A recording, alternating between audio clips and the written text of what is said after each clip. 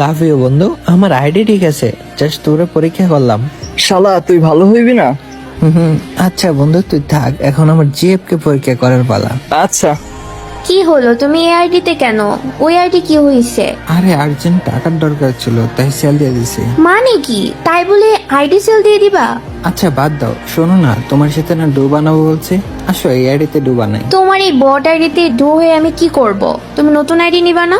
Sure বলতে পারি না। আচ্ছা ঠিক আছে, তাহলে আমার বেস্ট ফ্রেন্ডকে আমি ডো বানাই, তুমি যখন আইডি নিবা তখন না হয় আমি তোমার সাথে ডো বানাবো।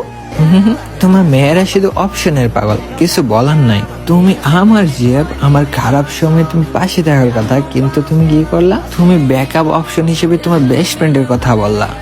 Get lost. এখন রোমানকে পরীক্ষা করার পালা। আরে রোমান দেখি আমার গ্রুপে জয়েন দিচ্ছে। আচ্ছা দেখি।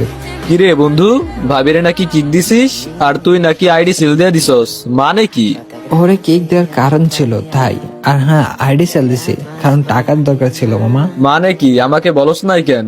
আমি থাকতে তোর আইডি সেল দেওয়া লাগবে কেন? আইডি ব্যাক নে আর টাকার বিষয় আমার উপর ছেড়ে দে। লাভ ইউ বন্ধু, তোর পরীক্ষা নেওয়ার আগে তুই পাস। আসলে ভালোবাসার স্বার্থ আছে, কিন্তু বন্ধুত্বে কোনো স্বার্থ নাই, আর দিন শেষে বন্ধুই আপন।